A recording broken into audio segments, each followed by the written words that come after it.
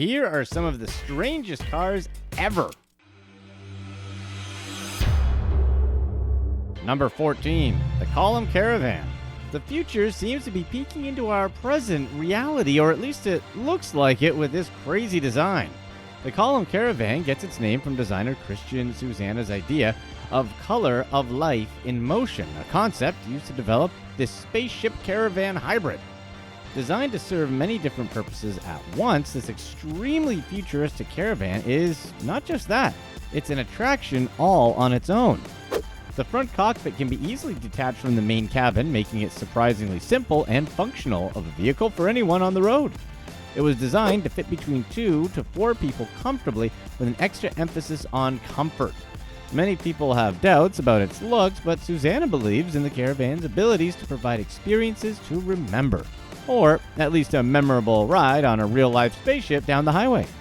Number 13, MESSERSCHMITT KR200. Breaking barriers is the core of any major design, and despite its size, this car demolished the barriers.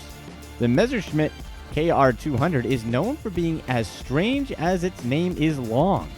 Initially, it was only supposed to be a small redesign from its older brother, the KR175. But with time, designer Fritz Fend realized that this creation was more like a totally new vehicle. Known for being part of the microcar era of the late 50s, the KR200 became an instant success with more than 12,000 units sold during its first year, the highest number ever registered for this type of car. The KR acronym stands for Cabin in a Roller, which literally translates to scooter with a cabin. And that's exactly what it looks like. Unfortunately, or maybe fortunately, the KR200 slowly faded away as 1964 came along, partly because of the economic growth of Germany after World War II and the introduction of the Mini in the UK. Number 12, 1999 Fiat Multipla. Sometimes you gotta make sacrifices in life, and that's exactly what designers did for this one. While many people think that design and looks are crucial for buying a car, others think that comfort and capacity are much more important. This is the case for the Fiat Multipla. Based on the smaller Fiat Bravo, the Multipla was a comfortable option that featured 2 rows of 3 seats each, which is something its competitors didn't have in the market. Although shorter and wider than the Bravo, Multipla became known for its practicality. Designed and created in 1998 with production lasting all the way up until 2010, the Multipla was Fiat's most popular entry on most car magazines, for both because of its gear and its, let's say, unfortunate looks. It was named the ugliest car of the year from 2001 to 2004. The Multipla also had a bit of a marketing issue. Even with its comfort and practicality, the overall look made customers weary of actually purchasing the car for fear of being mocked by friends and family, and we certainly can't blame them. Number 11, 1942 OEUF Électrique. This car was named the Electric Egg, a name that's perfectly appropriate. The OEUF Électrique was designed by Paul Arzens, a locomotive designer. Considering the time period in which it was created, it's not surprising to see how the OEUF Électrique became somewhat of a sensation in the Parisian streets. Manufactured in plexiglass, a new material at the time, it sported a rounded, transparent structure that allowed for 2 people to be inside. The rest of the body was built in aluminum, making it an incredibly lightweight car. Given the difficult times Europe was going through, it's understandable how this stayed a concept car. There was no way of making another model. Arzens tried unsuccessfully to make other models in subsequent years, but unfortunately, they weren't popular enough to be marketed. Number 10, 1935 STOUT SCARAB. Part of a long-standing tradition of aircraft innovation, STOUT Airlines was a high-flying trendsetter for air companies during their time. They not only introduced in-flight meals, but also the idea of flight attendants, both of which we still see today.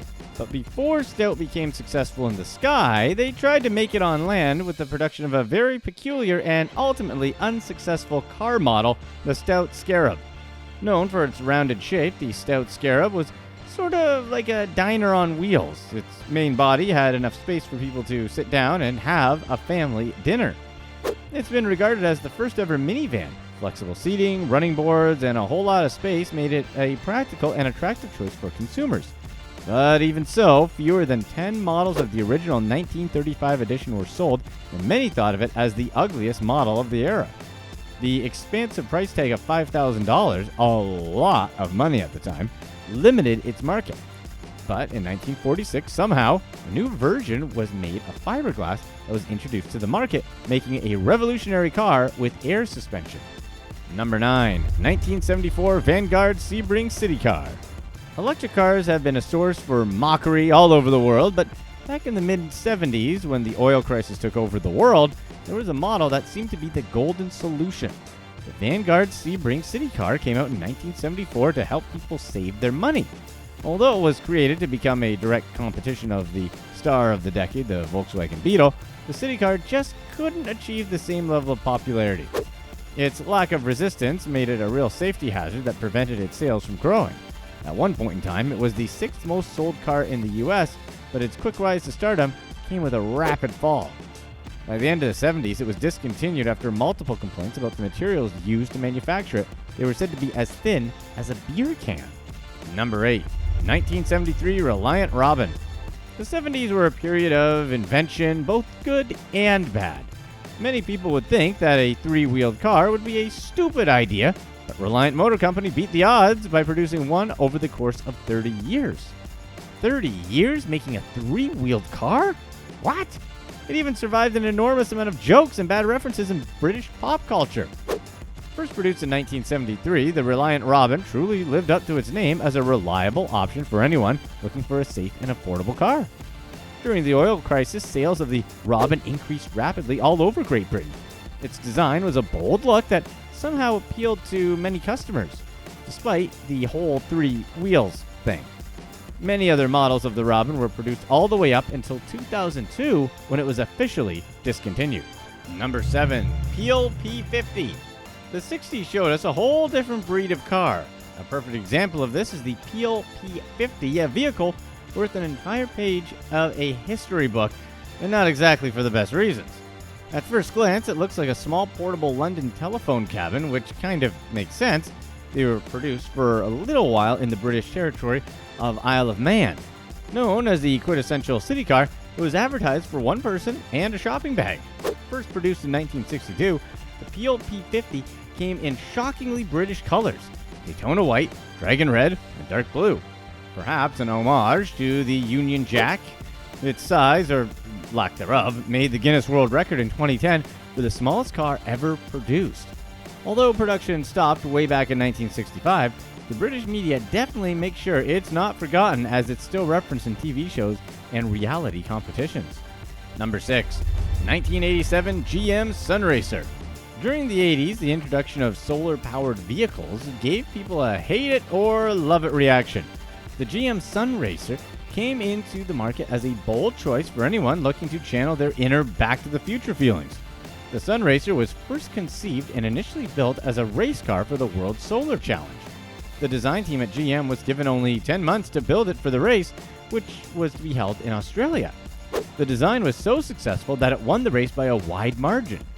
The body of the car is literally what you'd expect a car from the future to look like. The idea behind it was to make an ultra-lightweight vehicle capable of enduring a competitive race at a considerable speed.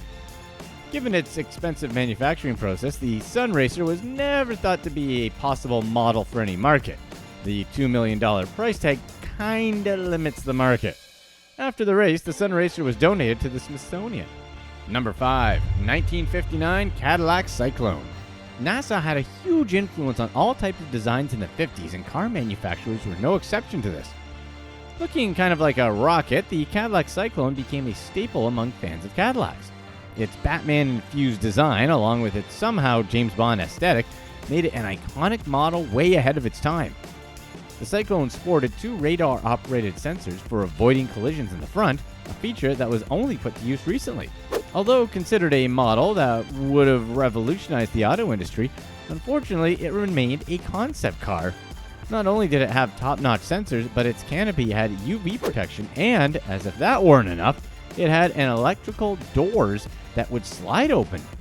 Known as an invention that would set the bar for future designs, many people reference it when talking about innovative designs not a surprise considering it was designed by the legendary Harley Earl. Number 4. 1970 Ferrari 512 S Modulo. It may come as a surprise that even the most luxurious car manufacturer in the world has a few odd but very popular designs. Back in 1970, Ferrari unveiled one of its most interesting concept cars at the Geneva Motor Show, the Pininfarina 512 S Modulo. One of the lowest cars ever designed at only 36.8 inches in height, the Modulo was some sort of cross between a spaceship and a futuristic rock. Yeah, somehow. A key feature of the Modulo was its sliding canopy-like roof that was used as an entrance to the car. Its front lights were positioned in a way that made them look like eyes. As with all Ferrari models, the Modulo was fast. It had a top speed of 220 miles per hour. Not surprisingly, it remained a concept car. Number 3. 1996 Suzuki X90. Concept cars are generally models that serve to show off the manufacturer's abilities for a bold design, but in this case, the Suzuki X90 became a vehicle that was actually created for mass production. Originally created in 1993 as a concept, the X90 debuted at the Tokyo Motor Show. In 1995, it was taken into production to be marketed and sold exclusively in Japan. The model did so well that by mid-1996, it was already in the US market. It was one of the smallest models Suzuki had ever tried to sell. It was a two-door coupe SUV, which seems like a contradictory combination. Its T-style removable roof made it look strange, but according to Suzuki, it was a great selling point. Although many vehicles were sold, bad reviews really took a toll on the X90, with production stopping completely in 1999. Its infamous popularity even followed it to the grave, with Top Gear magazine naming it the weirdest looking car in 2013. Number 2. 1961 AMPHICAR 770. Germany is home to some of the most impressive artifacts the world has seen. Because of this, it's no surprise that some of the oddest inventions are from Germany. For years, engineers had dreamt of creating a car capable of going through both land and water. Many trials were put in place, but it wasn't until 1961 that German manufacturer Quant Group was successful, creating the first ever amphibian car. Just like frogs or salamanders, amphibian cars are able to travel through land and water almost without any trouble. Keyword, almost. The AMPHICAR 770 was a particularly interesting case since it performed on a fairly average level both on land and water. Some customers even described it as the best car on water and the best boat on land. People had a crazy fascination with this car during its time. Some models were even known to have crossed the Yukon River. Number 1. Beamer ISETTA. World War II took a toll on all industries, and the auto market was not an exception. By that time, BMW was hitting a record low in sales, making its owners consider selling the company. But just when they thought they were about to hit bankruptcy, along came the Isetta. It was produced in Italy as a low-priced and efficient transportation option for Europe. The Isetta offered not only good fuel economy, but did so in the most unique style possible. A single-cylinder, three-wheel car, the Isetta was basically a small capsule for easy transportation throughout the busy cities of the biggest European capitals. They started production of the Isetta in 1962. In only 7 years, BMW sold over 100,000 vehicles, helping them out of the threat of bankruptcy. Here's what's next. Something that's nicer than many people's actual house, stick it on 4 wheels and take it to the road. It's going to take some dough to make it happen. In this case, we're talking about $2.5 million.